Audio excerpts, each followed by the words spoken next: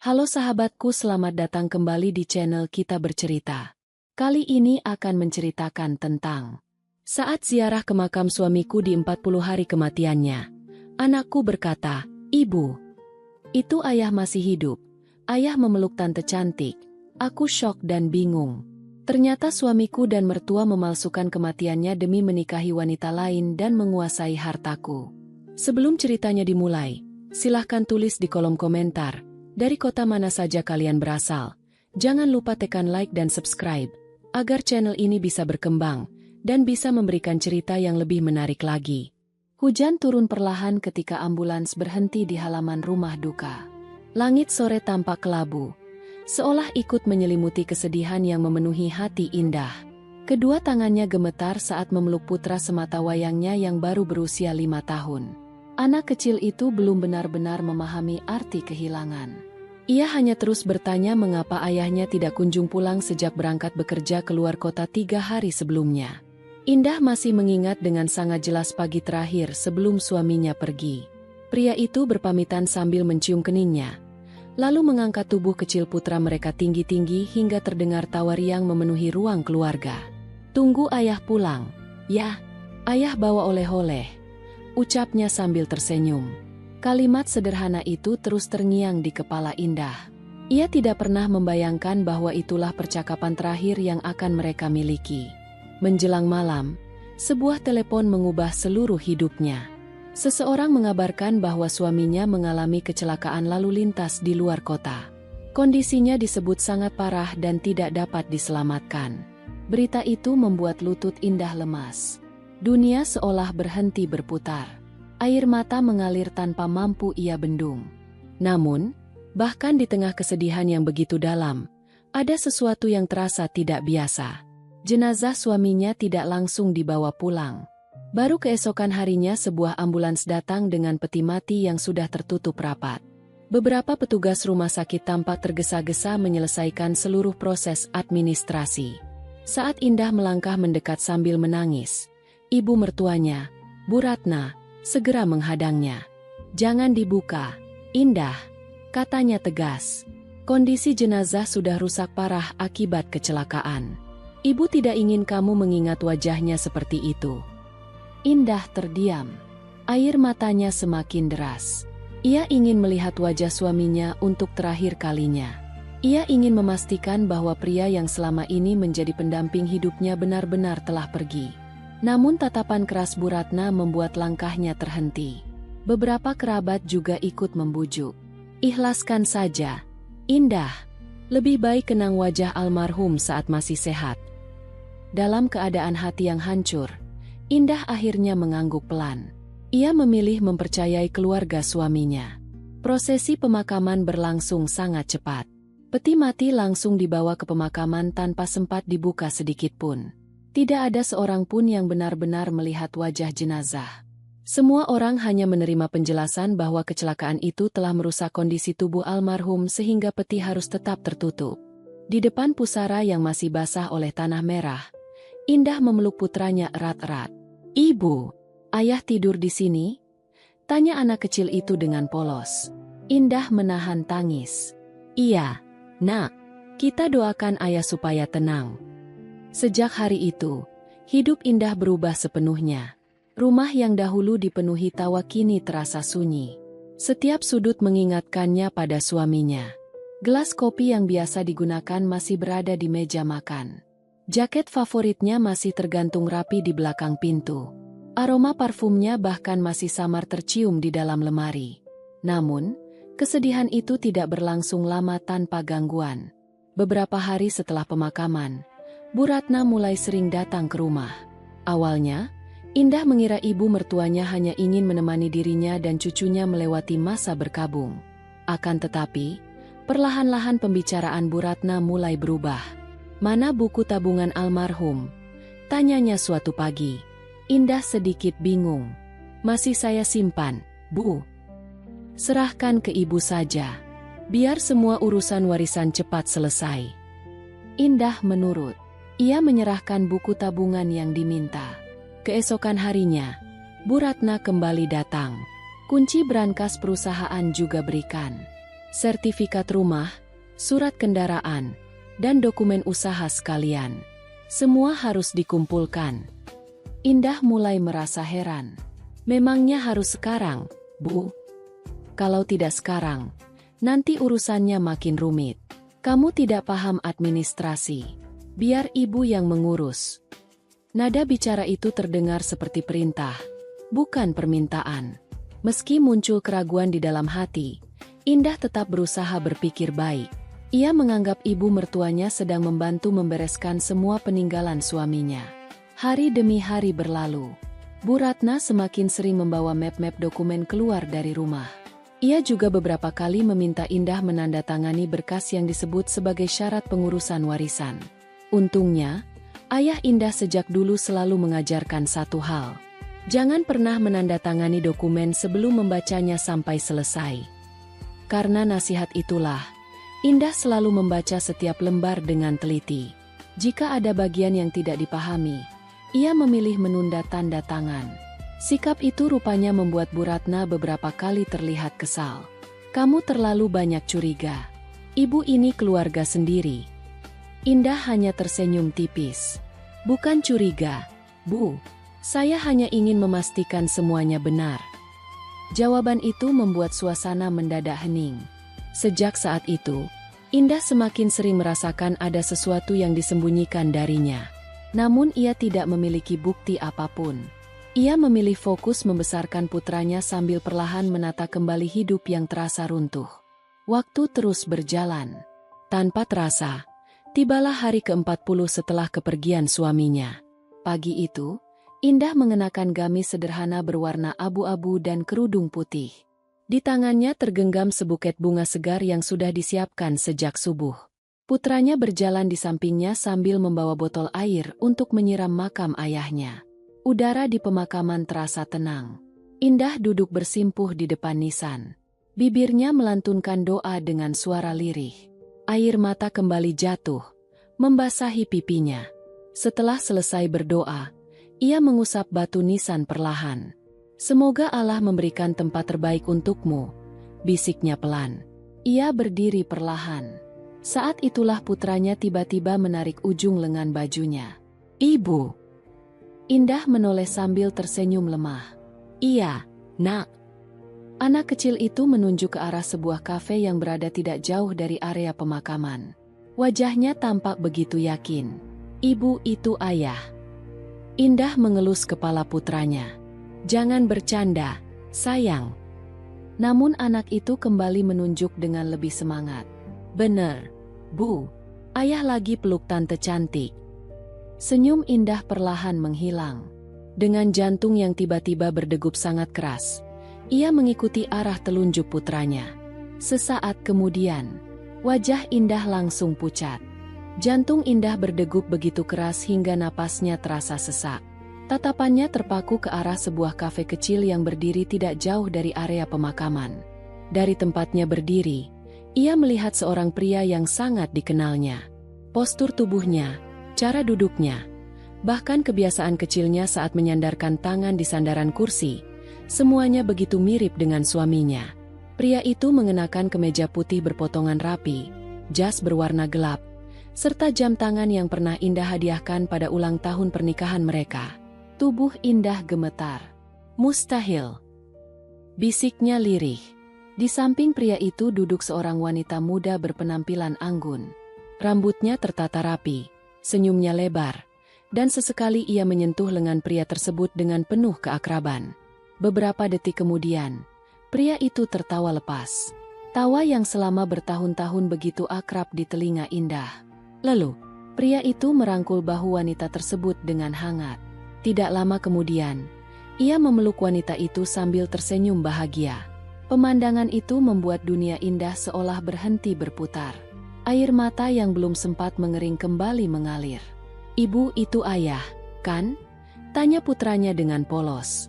Indah tidak mampu menjawab. Tanpa berpikir panjang, ia menggenggam tangan putranya lalu berlari menuju kafe itu. Mas! Teriaknya. Langkahnya semakin cepat. Namun ketika ia berhasil mencapai halaman depan kafe, pria itu sudah tidak terlihat. Indah segera melihat ke setiap sudut ruangan.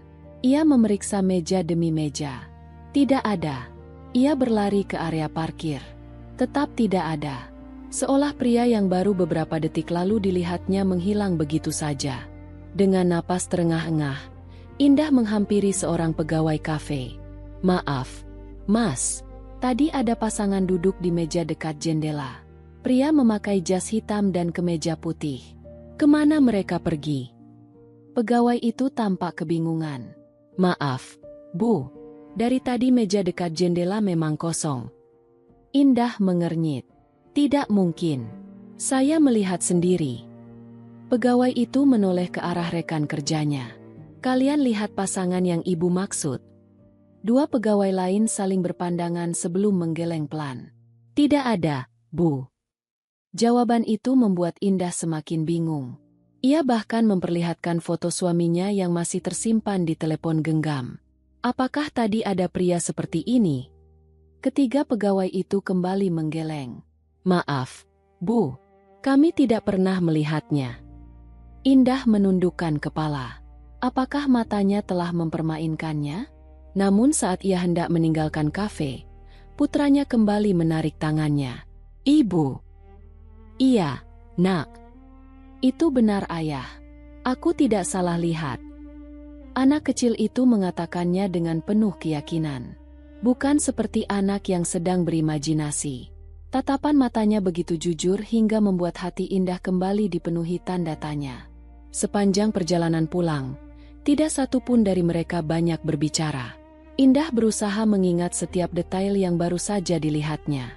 Semakin dipikirkan, semakin jelas bayangan wajah pria itu di kepalanya. Ia hafal garis rahangnya, cara berjalan, cara tersenyum. Semuanya sama. Sesampainya di rumah, Bu Ratna sudah duduk di ruang tamu. Melihat wajah Indah yang pucat, ia langsung bertanya, "Kenapa lama sekali dari makam?" Indah menarik napas panjang. "Bu, tadi saya melihat seseorang yang sangat mirip almarhum." Bu Ratna mengangkat alis. "Maksudmu apa?" "Saya melihatnya di kafe dekat pemakaman. Dia bersama seorang wanita muda." Belum sempat Indah melanjutkan kalimatnya, putranya langsung menyela. "Nenek, tadi Ayah peluk tante cantik." Suasana mendadak berubah. Wajah Bu Ratna yang semula tenang langsung mengeras. "Apa yang kamu katakan?" Indah menjelaskan semuanya dengan jujur. Mulai dari penglihatannya di kafe, pengejaran yang sia-sia, hingga keyakinan putranya. Namun, bukannya ikut terkejut, Bu Ratna justru berdiri sambil membanting cangkir teh di atas meja. "Sudah cukup." Suaranya menggema di seluruh ruangan. "Kamu masih belum bisa menerima kenyataan bahwa suamimu sudah meninggal." "Tapi, Bu." "Tidak ada tapi." Bu Ratna menunjuk wajah Indah. "Kamu mulai kehilangan akal sehat. Jangan sampai cucuku tumbuh bersama ibu yang berhalusinasi." Indah terpaku. Ia tidak menyangka akan menerima tuduhan seperti itu. "Kalau kamu terus bicara macam-macam, ibu akan mempertimbangkan mengambil hak asuh cucuku. Dia lebih aman diasuh keluarga yang waras." Kalimat itu menusuk hati Indah. Ia memeluk putranya erat-erat. "Saya hanya menceritakan apa yang saya lihat. Yang kamu lihat hanyalah bayangan karena terlalu larut dalam kesedihan." Bu Ratna meninggalkan rumah tanpa menoleh lagi. Keesokan harinya, cerita itu entah bagaimana mulai menyebar ke lingkungan sekitar. Beberapa tetangga memandang Indah dengan tatapan iba. "Aku dengar Indah melihat almarhum suaminya. Kasihan, mungkin masih syok. Aku harap dia segera pulih." Tidak ada yang mempercayainya. Semua menganggap Indah sedang mengalami halusinasi akibat duka yang terlalu dalam. Indah memilih diam. Ia sadar, semakin ia menjelaskan, semakin orang menganggap dirinya tidak masuk akal. Malam pun tiba.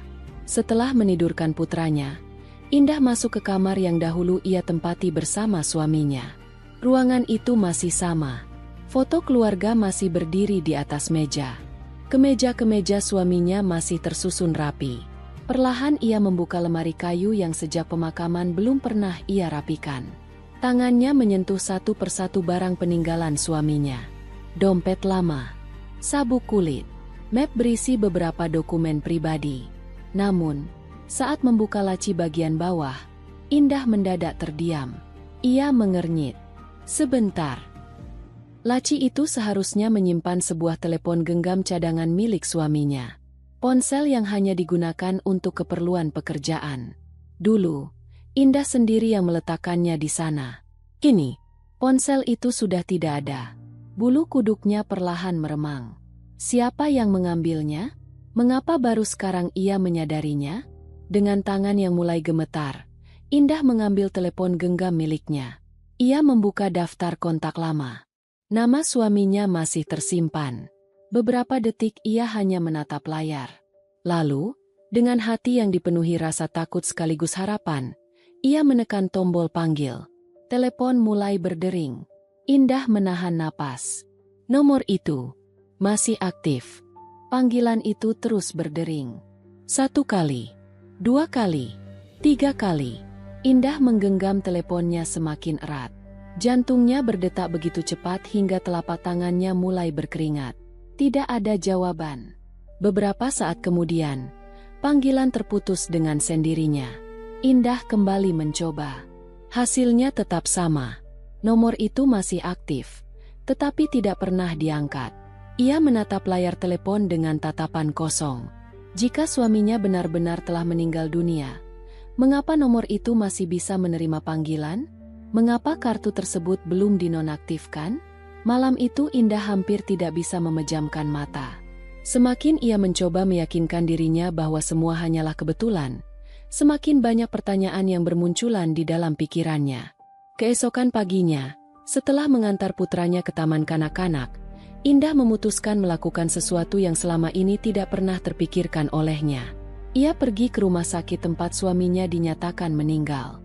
Bangunan itu tampak sama seperti 40 hari sebelumnya. Lorong-lorongnya dipenuhi suara langkah kaki para tenaga medis dan keluarga pasien. Namun kali ini, Indah datang bukan sebagai istri yang sedang berduka.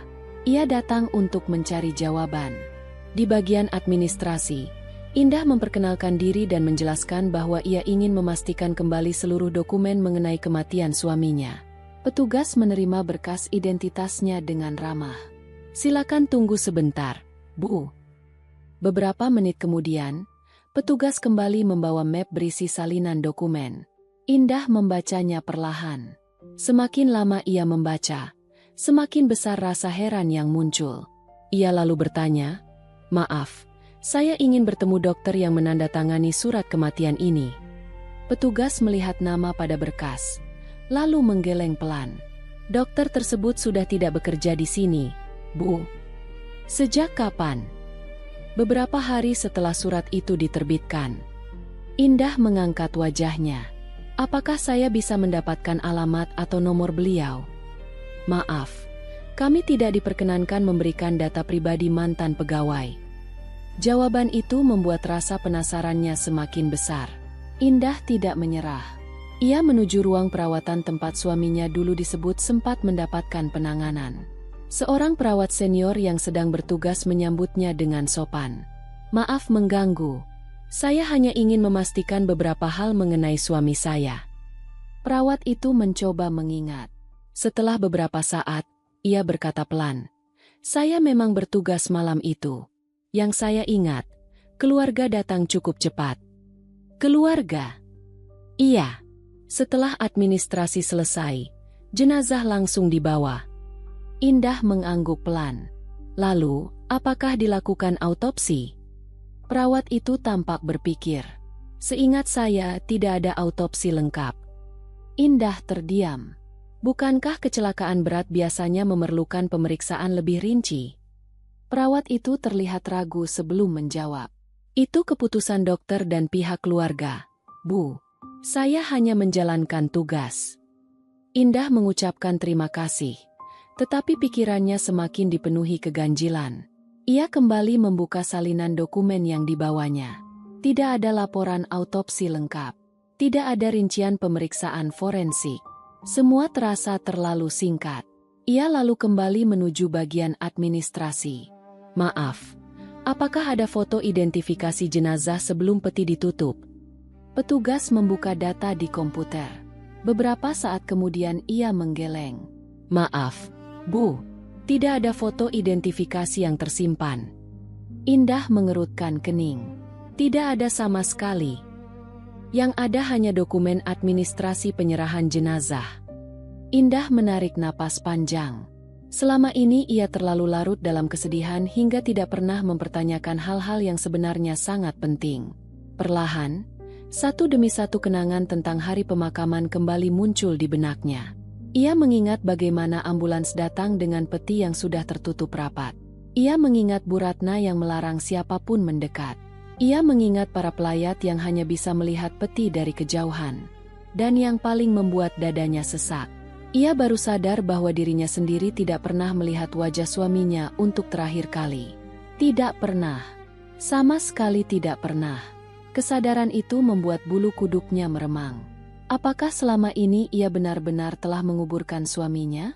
Atau ia telah menguburkan seseorang yang bahkan tidak pernah sempat ia kenali? Dengan tekad yang semakin kuat, Indah mendatangi ruang keamanan rumah sakit. Di balik meja resepsionis, seorang petugas keamanan muda menyambutnya. Ada yang bisa kami bantu, Bu? Saya ingin mengajukan permohonan melihat rekaman CCTV pada malam suami saya dinyatakan meninggal.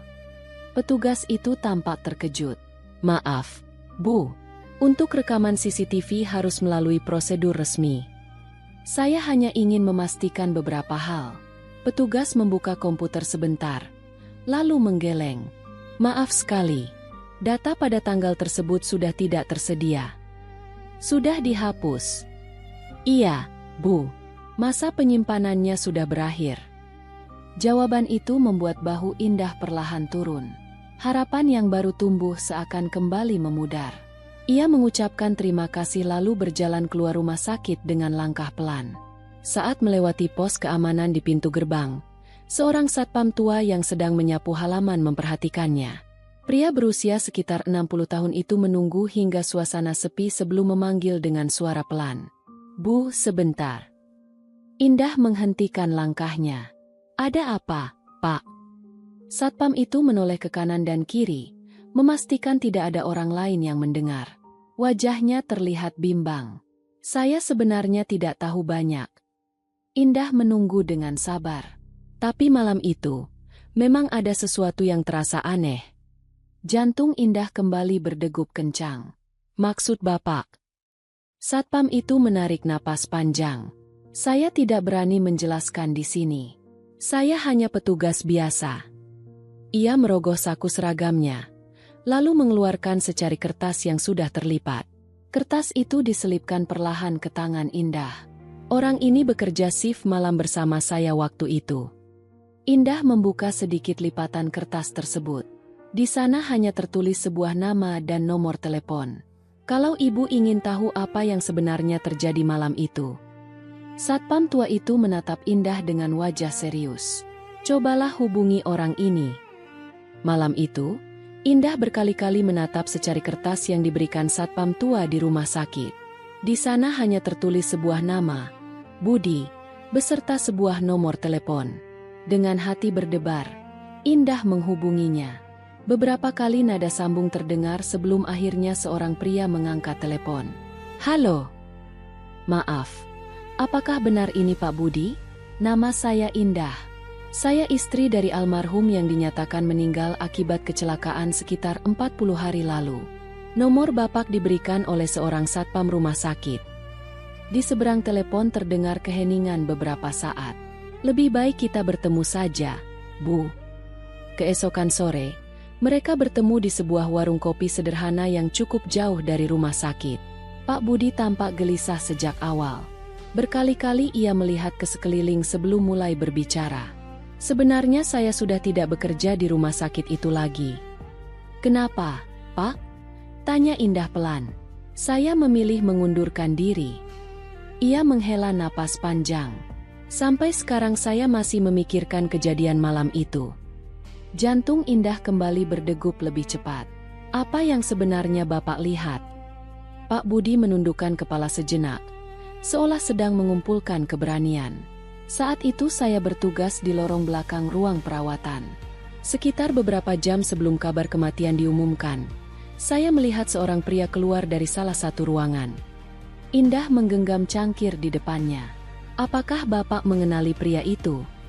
Pak Budi mengangguk perlahan. Setelah saya melihat foto suami ibu di berita belasungkawa beberapa hari kemudian, saya yakin orang yang saya lihat malam itu adalah beliau. Tubuh Indah langsung menegang. "Bapak yakin?" Saya tidak berani mengatakan 100%, tetapi wajahnya sangat mirip. Yang membuat saya heran, kondisinya terlihat baik-baik saja. Ia berjalan sendiri tanpa bantuan siapapun. Air mata mulai memenuhi mata Indah. "Kalau begitu, siapa yang ada di dalam peti itu?" Pak Budi menggeleng pelan.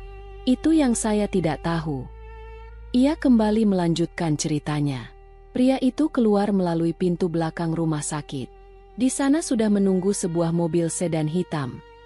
Lalu, dari dalam mobil turun seorang wanita yang usianya sekitar 60 tahun. Indah merasa napasnya tertahan. "Coba Bapak lihat foto ini." Ia segera membuka galeri telepon genggamnya lalu memperlihatkan foto Bu Ratna. Begitu melihat layar, wajah Pak Budi langsung berubah. "Ya, wanita itu." Indah menatapnya tidak berkedip. "Bapak yakin?" "Saya cukup yakin. Wajahnya sama dengan wanita yang saya lihat malam itu." Dunia Indah seakan runtuh untuk kedua kalinya. Selama ini, Bu Ratna selalu menangis di hadapannya. Berkali-kali ia mengaku kehilangan anak yang sangat dicintainya. Namun kini, ada kemungkinan besar wanita itu justru menjemput putranya sendiri keluar dari rumah sakit. Meski demikian, Pak Budi mengangkat kedua tangannya. "Saya harus jujur, Bu. Saya tidak punya bukti apapun. Waktu itu saya tidak sempat mengambil foto atau merekam kejadian tersebut." Indah mengangguk pelan. "Saya mengerti." Meski tanpa bukti, kesaksian itu menjadi kepingan penting yang selama ini hilang. Dalam perjalanan pulang, Indah mengambil sebuah keputusan besar. Ia tidak bisa lagi menyelidiki semuanya sendirian. Melalui rekomendasi seorang sahabat lama ayahnya, Indah bertemu dengan seorang penyidik swasta bernama Arman. Pria itu dikenal berpengalaman menangani kasus penipuan perusahaan dan pelacakan aset. Di ruang kerjanya yang sederhana, Arman mendengarkan seluruh cerita Indah tanpa menyela. Setelah semua selesai diceritakan, ia berkata tenang, "Kita jangan mengambil kesimpulan lebih dulu. Kita kumpulkan fakta satu persatu."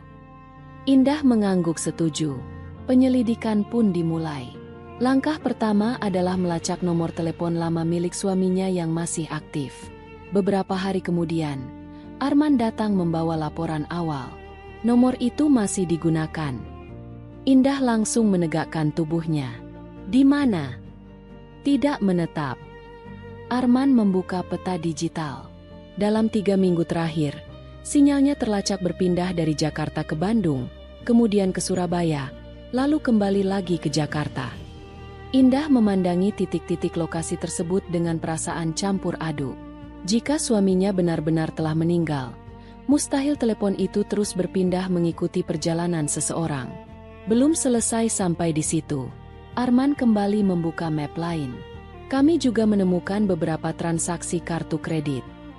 Bukankah semua kartu atas nama suami saya sudah diblokir? Bukan kartu milik beliau.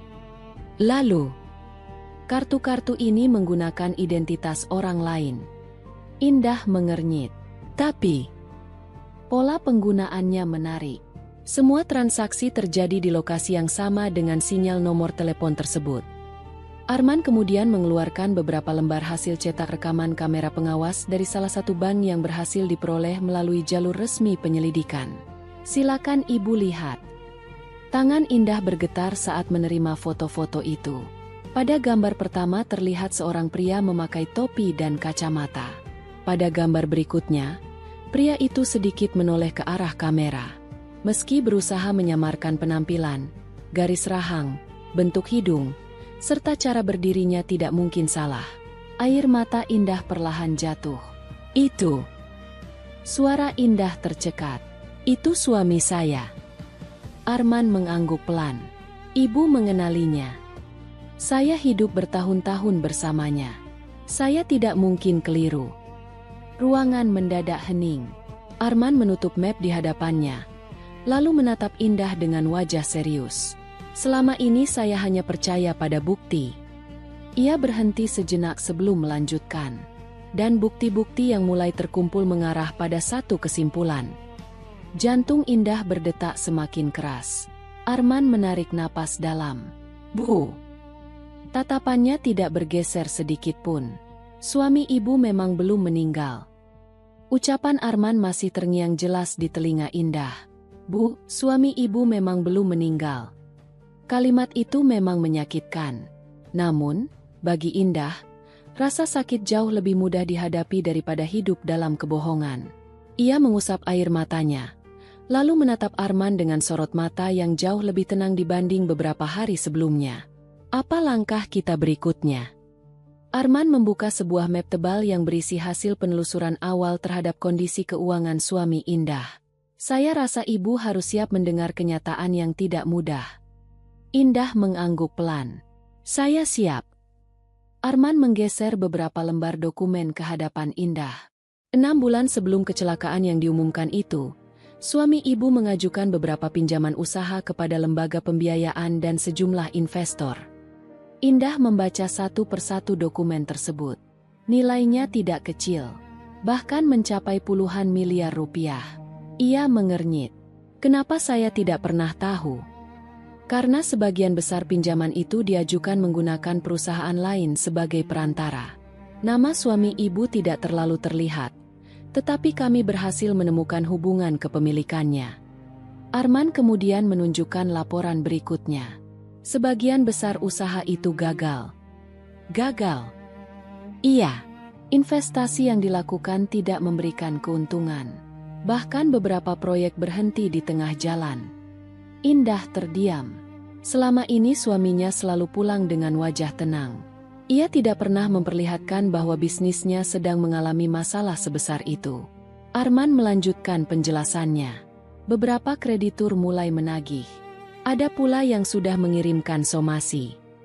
Lalu, kalau kondisi itu terus berlanjut, kemungkinan besar ia akan dinyatakan gagal memenuhi kewajiban pembayaran. Indah menutup map perlahan. Kini semuanya mulai tersusun seperti potongan puzzle yang selama ini tercerai-berai. Kematian palsu itu bukan terjadi secara tiba-tiba. Semuanya telah direncanakan. Arman kembali mengeluarkan laporan lain. Kami juga menemukan bahwa ibu mertua ibu beberapa kali menghadiri pertemuan dengan penasihat keuangan suami ibu. Indah mengangkat wajahnya. Berarti beliau mengetahui semuanya.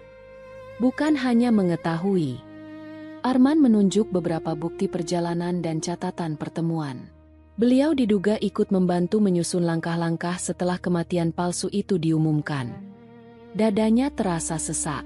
Selama 40 hari terakhir, Bu Ratna selalu berpura-pura menjadi ibu yang kehilangan anaknya. Air matanya terlihat begitu meyakinkan. Kini Indah sadar. Tangisan itu mungkin hanyalah bagian dari sandiwara. Arman melanjutkan analisisnya. Jika semua dugaan ini benar, tujuan mereka cukup jelas. Ia mulai menyusun beberapa lembar dokumen di atas meja. Pertama, menghilangkan identitas lama agar lebih mudah menghindari para penagih utang. Ia menggeser dokumen berikutnya. Kedua, memperoleh uang pertanggungan dari polis asuransi yang dicairkan setelah kematian. Lembar berikutnya kembali dipindahkan. Ketiga, mengambil alih seluruh aset yang dianggap sebagai harta warisan. Indah mengepalkan kedua tangannya.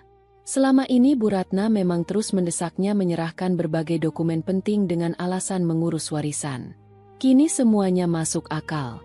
Namun Arman belum selesai. Ia membuka sebuah foto hasil penyelidikan. Di sana tampak pria yang sangat mirip suami Indah sedang menghadiri sebuah acara bisnis bersama seorang wanita muda yang sebelumnya terlihat di kafe dekat pemakaman. Siapa wanita ini? Tanya Indah.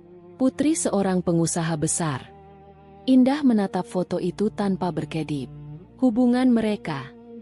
Kami belum memiliki bukti lengkap. Tetapi dari beberapa informasi yang kami kumpulkan, keduanya sedang dipersiapkan untuk menjalin hubungan yang lebih serius. Indah menarik napas panjang.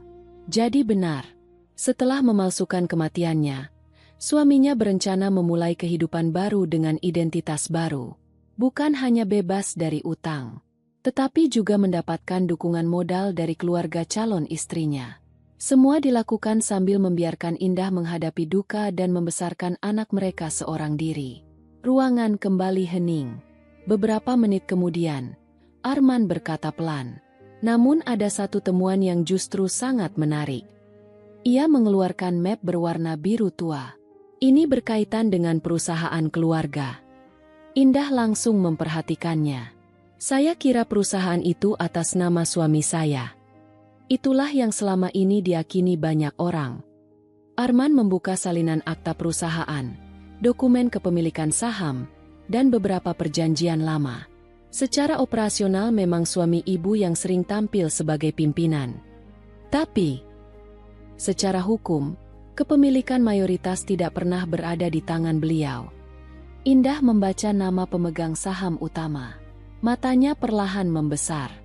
Nama yang tertera bukan nama suaminya, melainkan nama ayahnya sendiri. Disusul sebuah yayasan keluarga. Kemudian namanya sebagai penerima manfaat utama. Indah menutup mulutnya perlahan. Ia baru teringat sebuah percakapan dengan almarhum ayahnya beberapa tahun lalu. Saat itu ayahnya pernah berkata, kepercayaan adalah hal yang berharga. Tetapi aset keluarga harus tetap memiliki perlindungan hukum yang kuat. Kala itu Indah mengira ayahnya hanya sedang berhati-hati sebagai seorang pengusaha. Ternyata, semua pengaturan itu sudah disiapkan jauh sebelum ia menikah. Arman kembali menjelaskan. Dari dokumen ini terlihat bahwa ayah ibu membuat struktur kepemilikan berlapis. Pengelolaan perusahaan memang bisa dijalankan oleh anggota keluarga, tetapi hak kepemilikannya tetap dilindungi. Indah perlahan memahami semuanya. Suaminya mungkin mengira seluruh perusahaan itu akan menjadi miliknya setelah berbagai dokumen berhasil dikuasai. Padahal, secara hukum, aset tersebut tidak pernah benar-benar berada dalam kendalinya. Ia hanya mengelola, bukan memiliki. Indah menyandarkan tubuhnya ke kursi. Untuk pertama kalinya sejak semua peristiwa ini dimulai, ia merasa memiliki sedikit harapan. Arman memandangnya. Apakah ibu ingin kita langsung melapor ke pihak berwenang? Indah terdiam cukup lama. Ia menatap foto suaminya yang sedang tersenyum bersama wanita lain. Kemudian teringat bagaimana Bu Ratna berkali-kali memaksanya menyerahkan seluruh dokumen. Mereka begitu yakin rencana mereka berjalan sempurna. Perlahan, Indah menutup seluruh berkas di hadapannya. Ia menghapus sisa air mata di pipinya. Lalu, untuk pertama kalinya setelah 40 hari hidup dalam duka, sebuah senyum tipis muncul di wajahnya. Bukan senyum karena bahagia, melainkan senyum dari seseorang yang akhirnya memahami permainan lawannya. Tidak, ucap Indah dengan suara tenang. Arman tampak heran. Kita belum akan melapor. Mengapa? Indah berdiri sambil menatap keluar jendela. Di luar, matahari mulai tenggelam, seolah menandai berakhirnya masa ketika dirinya hanya menjadi korban. Ia tersenyum tipis. Sekarang, tatapannya berubah penuh keyakinan. Giliranku yang membuat mereka percaya bahwa mereka sudah menang. Indah memandangi unduhan data yang memenuhi layar laptop di ruang kerja Arman. Satu demi satu bukti mulai mengarah pada kesimpulan yang sama. Suaminya masih hidup. Bu Ratna terlibat. Dan semua yang terjadi selama 40 hari terakhir bukanlah musibah, melainkan sebuah sandiwara yang telah dirancang dengan matang. Namun, Indah tidak terburu-buru mengambil tindakan. Ia sadar, jika sekarang ia melaporkan semuanya, kemungkinan besar suaminya akan segera menghilang menggunakan identitas lain. Bukti yang telah dikumpulkan pun bisa saja belum cukup kuat untuk mengungkap seluruh jaringan yang membantu mereka. Ia membutuhkan satu hal yang jauh lebih berharga. Pengakuan tanpa kata-kata. Kesalahan yang dilakukan sendiri oleh para pelaku. Sejak hari itu, Indah kembali menjalani kehidupannya seperti biasa. Di hadapan tetangga, Ia tetap terlihat sebagai seorang janda yang masih berusaha bangkit dari kehilangan. Ia tetap mengantar putranya ke sekolah. Ia tetap menyiram bunga di halaman rumah. Sesekali, ia bahkan masih datang berziarah ke makam yang selama ini diyakininya sebagai tempat peristirahatan terakhir suaminya. Tidak seorang pun mengetahui bahwa setiap langkahnya kini telah diperhitungkan. Termasuk Bu Ratna. Beberapa hari kemudian, ibu mertuanya kembali datang ke rumah. Wajahnya tampak jauh lebih ramah dibanding sebelumnya. "Indah, bagaimana keadaanmu sekarang?" "Alhamdulillah, sudah lebih tenang, Bu." Bu Ratna mengangguk pelan. Ibu senang mendengarnya. Percakapan berlangsung hangat. Bahkan Bu Ratna beberapa kali berpura-pura memberikan nasihat agar Indah segera melanjutkan hidup demi masa depan anaknya. Tak lama kemudian, pembicaraan mulai mengarah ke hal yang sebenarnya. "Dokumen perusahaan yang dulu ibu minta, sudah kamu siapkan?" Indah menundukkan kepala seolah masih diliputi kesedihan. "Sudah, Bu.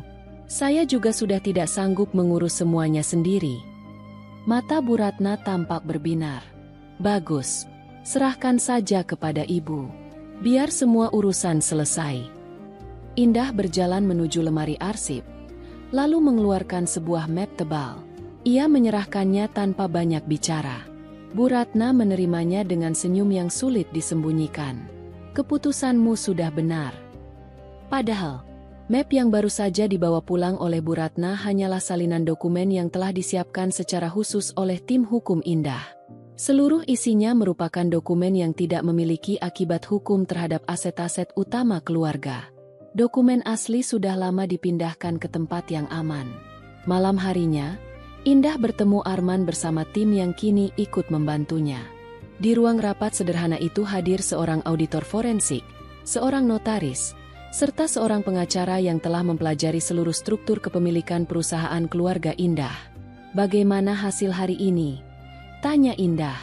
Auditor forensik membuka beberapa berkas. "Kami mulai menelusuri aliran dana yang berkaitan dengan dugaan pemalsuan kematian." Ia menunjukkan diagram transaksi keuangan. Beberapa transfer dalam jumlah besar mengalir melalui rekening perantara sebelum akhirnya berpindah ke rekening lain yang menggunakan identitas berbeda. Pengacara kemudian menambahkan, "Seluruh transaksi tersebut sudah kami dokumentasikan. Jalurnya cukup jelas." Notaris juga menunjukkan beberapa dokumen. "Kami menemukan sejumlah berkas yang diduga telah diubah isinya setelah kematian diumumkan. Perbedaannya sudah kami catat dan dilegalisasi sebagai bagian dari pembuktian." Indah mendengarkan dengan saksama. Semua berjalan sesuai rencana. Tidak lama kemudian, Arman masuk membawa sebuah flash drive. "Ada kabar baik." Semua mata tertuju kepadanya. "Rekaman dari rumah sakit akhirnya berhasil kami peroleh melalui jalur resmi." Indah langsung menegakkan tubuhnya. "Benarkah?" Arman mengangguk. Memang rekaman di server utama sudah tidak tersedia. Namun sistem cadangan milik penyedia keamanan masih menyimpan sebagian data. Ia memasang flash drive ke laptop. Layar monitor menampilkan lorong belakang rumah sakit pada malam yang selama ini menjadi misteri. Video diputar tanpa suara. Beberapa saat kemudian, terlihat seorang pria keluar dari pintu belakang dengan langkah tenang. Meski mengenakan topi dan masker, postur tubuhnya sangat mudah dikenali. Indah memejamkan mata sejenak. Ia tahu siapa pria itu. Beberapa detik kemudian, sebuah mobil sedan hitam berhenti. Seorang wanita lanjut usia turun dari kursi penumpang. Wajahnya terlihat cukup jelas saat menoleh ke arah kamera. Bu Ratna. Video berikutnya memperlihatkan keduanya masuk ke dalam mobil sebelum kendaraan itu meninggalkan area rumah sakit. Ruangan menjadi hening. Arman menghentikan rekaman. Itu baru satu bukti. Ia membuka folder berikutnya. Di dalamnya terdapat salinan percakapan elektronik yang telah diperoleh melalui proses hukum dari perangkat yang disita dalam penyelidikan perkara lain dan kemudian dianalisis sesuai ketentuan yang berlaku. Beberapa isi percakapan memperlihatkan pembahasan mengenai perpindahan dokumen, pengaturan jadwal, hingga rencana penggunaan identitas baru. Auditor forensik kembali menunjukkan laporan. Kami juga menemukan bukti transfer dana yang waktunya berdekatan dengan pengumuman kematian. Pengacara menambahkan, sementara ini kami telah mengidentifikasi dugaan pemalsuan beberapa dokumen administrasi. Semua masih kami susun agar rangkaian buktinya utuh. Indah menatap seluruh berkas yang memenuhi meja. Setiap lembar adalah jawaban atas penderitaan yang ia alami. Namun ia menggeleng pelan. Belum. Arman memandangnya. Maksud ibu? Jangan kirim apapun kepada mereka. Baik. Jangan beri peringatan. Siap. Jangan bocorkan sedikit pun bahwa kita sudah mengetahui semuanya. Semua anggota tim saling berpandangan. Indah melanjutkan dengan suara tenang. Biarkan mereka merasa aman. Biarkan mereka percaya bahwa semua berjalan sesuai rencana. Seluruh bukti kemudian disimpan di tempat yang aman. Rekaman CCTV rumah sakit, jejak transfer dana, salinan percakapan, laporan auditor forensik, dokumen dari notaris, analisis pengacara, hasil penyelidikan Arman. Tidak satu pun digunakan lebih dulu. Karena Indah tidak menginginkan kemenangan yang terburu-buru. Ia menginginkan kebenaran terungkap pada saat yang paling tidak pernah diduga. Beberapa hari kemudian, seorang kurir datang ke rumah. "Permisi, Bu Indah, ada kiriman untuk Ibu." Indah menerima sebuah amplop berwarna putih dengan nama dan alamatnya tercetak rapi. Ia membuka perlahan. Di dalamnya terdapat sebuah kartu undangan berwarna emas dengan desain mewah. Saat membaca nama mempelai pria, napas Indah seketika terhenti. Nama yang tercetak di sana adalah nama suaminya sendiri. Pria yang secara hukum telah dinyatakan meninggal. Pria yang kini bersiap menggelar pesta pernikahan yang megah. Indah menutup undangan itu perlahan. Tatapannya berubah tajam. Hari yang selama ini ia tunggu mulai mendekat.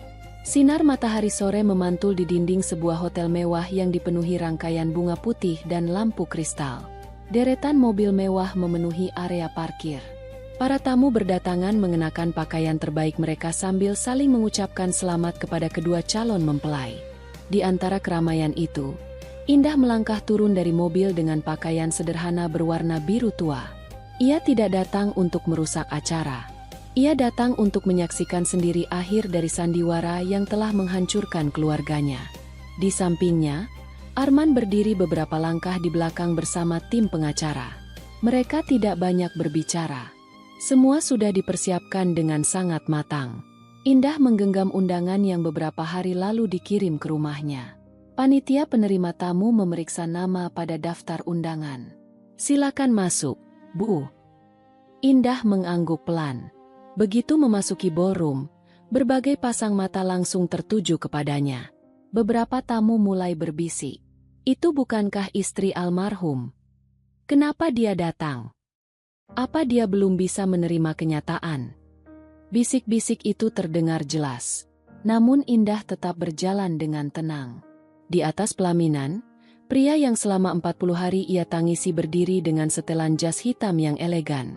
Wajahnya tampak segar. Senyumnya begitu lebar seolah tidak pernah meninggalkan istri dan anaknya dalam duka. Di sampingnya berdiri seorang wanita muda yang anggun, calon istrinya. Saat mata mereka bertemu, ekspresi pria itu berubah sesaat. Ia tampak terkejut melihat Indah benar-benar hadir. Namun keterkejutan itu segera berganti menjadi senyum tipis yang penuh rasa percaya diri. Seolah ia yakin tidak ada lagi yang mampu menghentikan rencananya. Tidak lama kemudian, Bu Ratna berjalan menghampiri Indah. Tatapannya dipenuhi rasa sinis. "Kamu benar-benar datang?" Indah menjawab dengan tenang. "Saya hanya memenuhi undangan." Bu Ratna tersenyum tipis. "Kamu seharusnya belajar menerima kenyataan dan melanjutkan hidup." Indah tidak menjawab. Namun Bu Ratna justru berbicara lebih keras sehingga beberapa tamu mulai memperhatikan. "Kasihan sekali. Sudah kehilangan suami, sekarang masih datang mengganggu kebahagiaan orang lain." Beberapa tamu yang tidak mengetahui keadaan sebenarnya mulai mengangguk pelan. Ada yang memandang Indah dengan rasa iba. Ada pula yang menganggap kehadirannya tidak pantas. Suami Indah turun dari pelaminan. Dengan wajah penuh keyakinan, ia berdiri tepat di hadapan Indah. "Terima kasih sudah datang." Nada suaranya terdengar tenang. "Aku berharap setelah hari ini kamu berhenti mencariku." Indah menatap pria itu tanpa berkedip. "Kamu terlihat sangat bahagia." "Tentu saja." Pria itu tersenyum. "Hidup harus terus berjalan." Kalimat itu terasa begitu dingin. Tidak sedikit pun terlihat penyesalan di wajahnya. Beberapa menit kemudian, pembawa acara mengumumkan bahwa prosesi akad nikah akan segera dimulai. Para tamu mulai mengambil tempat duduk. Kamera media yang meliput acara bisnis keluarga calon mempelai ikut bersiap mengambil gambar. Suasana ballroom menjadi semakin hening. Tepat ketika penghulu mulai membuka acara, seluruh lampu mendadak meredup. Layar LED raksasa di belakang pelaminan tiba-tiba menyala. Semua orang spontan menoleh. Awalnya mereka mengira itu hanya bagian dari rangkaian acara. Namun yang muncul bukanlah foto kedua mempelai, melainkan rekaman kamera pengawas rumah sakit. Terlihat seorang pria keluar melalui pintu belakang dengan langkah tenang. Beberapa tamu mulai saling berpandangan. Lalu sebuah mobil sedan hitam berhenti. Seorang wanita lanjut usia turun dan membuka pintu kendaraan. Wajahnya terlihat jelas. "Bu Ratna." Ruangan mendadak dipenuhi suara gaduh. "Tunggu, itu siapa? Bukankah itu ibu mempelai pria?" Video terus berjalan. Pria tersebut masuk ke dalam mobil. Mobil kemudian meninggalkan rumah sakit. Rekaman berikutnya segera berganti. Kini layar menampilkan rangkaian data transfer keuangan yang telah diverifikasi oleh auditor forensik.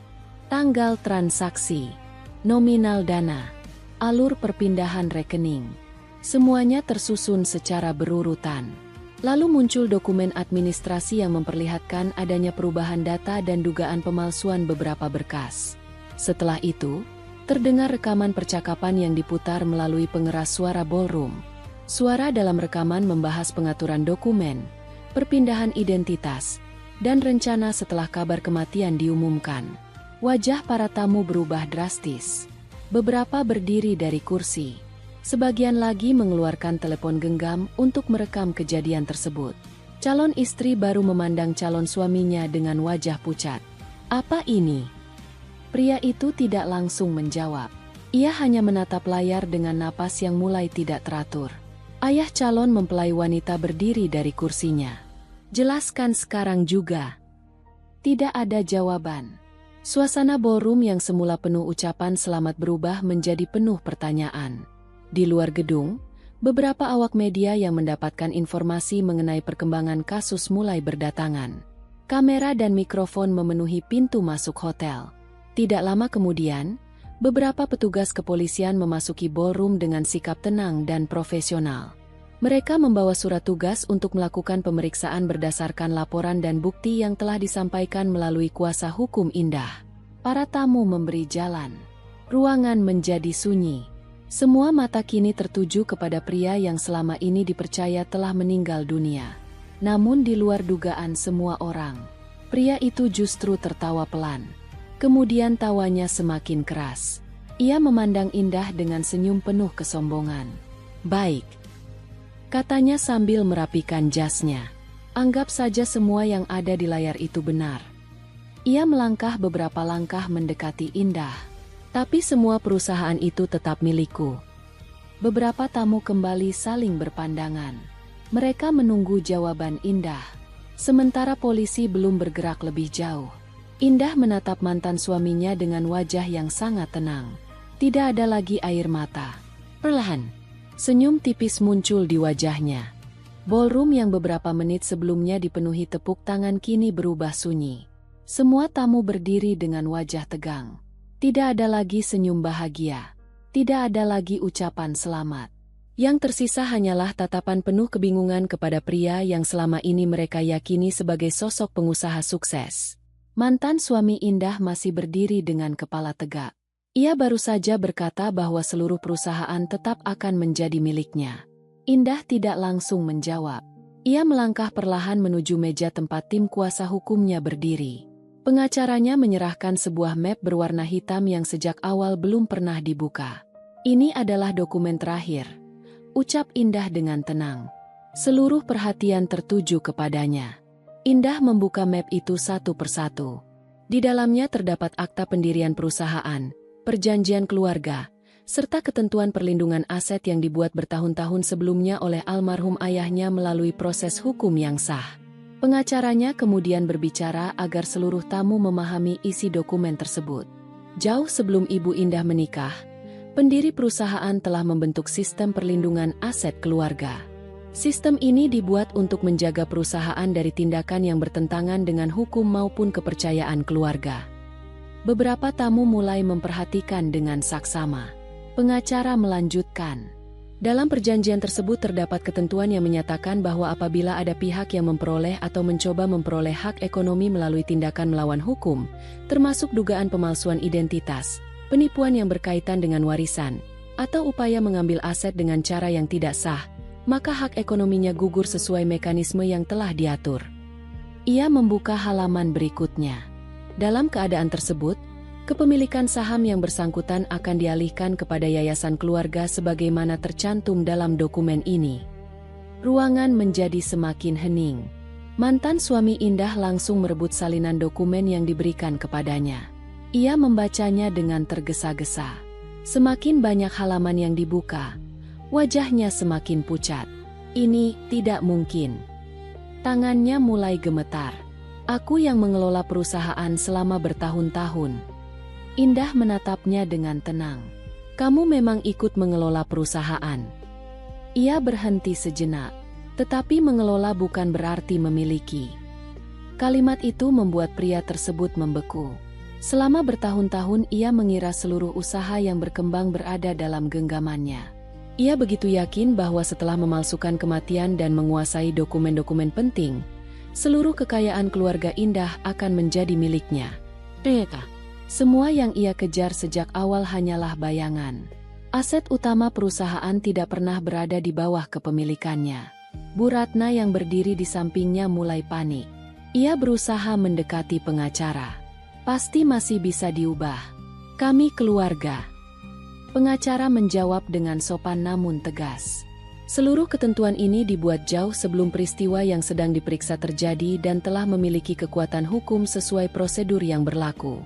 Perubahan tidak dapat dilakukan secara sepihak. Bu Ratna perlahan kehilangan keseimbangan hingga harus berpegangan pada kursi. Di sisi lain, calon mempelai wanita menatap pria yang hampir menjadi suaminya dengan mata berkaca-kaca. "Jadi, selama ini semua yang kamu ceritakan tidak benar?" Pria itu tidak mampu menjawab. Ayah calon mempelai wanita melangkah maju. Dengan suara tegas ia berkata, "Acara ini kami hentikan." Wanita muda itu perlahan melepaskan cincin yang baru saja dipersiapkan untuk prosesi akad. Ia meletakkannya di atas meja tanpa mengucapkan sepatah kata pun. Hubungan yang dibangun di atas kebohongan itu berakhir bahkan sebelum benar-benar dimulai. Tidak lama kemudian, petugas kepolisian mendekati mantan suami Indah. Salah seorang petugas memperlihatkan surat perintah dan menjelaskan hak-haknya sesuai prosedur. "Saudara diminta ikut bersama kami untuk proses pemeriksaan lebih lanjut." Pria itu mundur satu langkah. Untuk pertama kalinya, kesombongan di wajahnya benar-benar menghilang. Ia menoleh kepada Bu Ratna. Namun ibunya sendiri sudah tidak mampu berkata apa-apa. Petugas kemudian memasang borgol sesuai prosedur. Kilatan kamera dari para wartawan memenuhi ruangan. Dalam hitungan menit, nama baik yang selama bertahun-tahun ia bangun runtuh di hadapan banyak orang. Ia kehilangan segalanya. Rencana memperoleh uang melalui tipu daya gagal. Perusahaan yang diincarnya tidak pernah menjadi miliknya. Pernikahan barunya batal. Reputasinya hancur. Kebebasannya harus dipertanggungjawabkan melalui proses hukum. Dan yang paling berat, hak asuh atas anaknya harus diputuskan sesuai ketentuan hukum dengan mengutamakan kepentingan terbaik bagi sang anak. Saat petugas mengajaknya berjalan menuju pintu keluar ballroom, terdengar langkah-langkah kecil berlari. Putra Indah yang sejak tadi berada di ruang pendampingan bersama kerabat mendekat sambil menggenggam tangan ibunya. Anak kecil itu memandang ayahnya dengan mata yang polos. Tidak ada kemarahan, tidak ada kebencian. Hanya kebingungan seorang anak yang belum mengerti mengapa semua ini terjadi. Dengan suara lirih, ia berkata, "Ayah." Semua orang kembali terdiam. Anak itu melanjutkan, "Waktu di makam, aku panggil ayah." Ia menelan ludah pelan. Kenapa ayah pura-pura tidak dengar? Kalimat sederhana itu membuat langkah pria tersebut berhenti. Ia menundukkan kepala. Air mata yang sejak tadi ia tahan akhirnya jatuh membasahi pipinya. Untuk pertama kalinya sejak sandiwara itu dimulai, ia benar-benar menyadari harga dari semua keputusan yang telah diambil. Harta bisa dicari kembali. Nama baik mungkin suatu hari dapat diperbaiki. Tetapi kepercayaan seorang anak yang telah hancur, tidak ada kekayaan yang mampu membelinya kembali. Indah memeluk putranya erat-erat. Ia tidak mengucapkan kata-kata balas dendam. Ia hanya mengusap kepala anaknya sambil mengajaknya pulang. Beberapa bulan kemudian, kehidupan Indah perlahan kembali tertata. Dengan dukungan para karyawan yang setia dan arahan Dewan Yayasan Keluarga, ia dipercaya memimpin perusahaan yang dulu dibangun oleh ayahnya. Indah menjalankan setiap keputusan dengan jujur, terbuka, dan mengutamakan kepentingan banyak orang. Kepercayaan para mitra usaha pun tumbuh kembali, dan perusahaan berkembang dengan cara yang sehat. Di rumah, Indah lebih banyak menghabiskan waktu bersama putranya. Mereka belajar tersenyum lagi, menikmati makan malam sederhana, serta mengisi hari-hari dengan kebersamaan yang sempat hilang karena pengkhianatan. Sesekali, Indah masih datang ke pemakaman yang dulu menjadi tempat ia mencurahkan seluruh kesedihannya. Kini ia tidak lagi datang untuk menangisi seseorang yang mengkhianatinya. Ia datang untuk mengingat satu pelajaran yang akan ia pegang sepanjang hidup. Bahwa kejujuran selalu membutuhkan keberanian. Bahwa kasih sayang tidak pernah dapat digantikan oleh kekayaan. Dan bahwa pengkhianatan mungkin mampu memberi keuntungan sesaat, tetapi pada akhirnya selalu meninggalkan kehilangan yang jauh lebih besar. Sementara itu, mantan suaminya harus menjalani proses hukum sesuai ketentuan yang berlaku atas perbuatannya. Namun hukuman yang paling berat bukanlah hilangnya harta, jabatan, atau kebebasan. Hukuman yang paling menyakitkan adalah menyadari bahwa suatu hari nanti, ketika putranya tumbuh dewasa dan mengingat semua yang telah terjadi, kepercayaan yang pernah hilang mungkin tidak akan pernah bisa kembali. Dan bagi Indah, itulah akhir dari sebuah pengkhianatan, sekaligus awal dari kehidupan baru yang dibangun di atas kejujuran, keberanian, dan kasih sayang yang tulus. Dari kisah tadi, kita belajar bahwa setiap perjalanan hidup selalu membawa pesan yang berharga. Semoga ada hikmah yang bisa kita petik bersama hari ini. Kalau kalian suka dengan cerita seperti ini, silakan tekan tombol like dan subscribe sebagai bentuk dukungan kamu untuk channel ini. Terima kasih sudah meluangkan waktu kalian.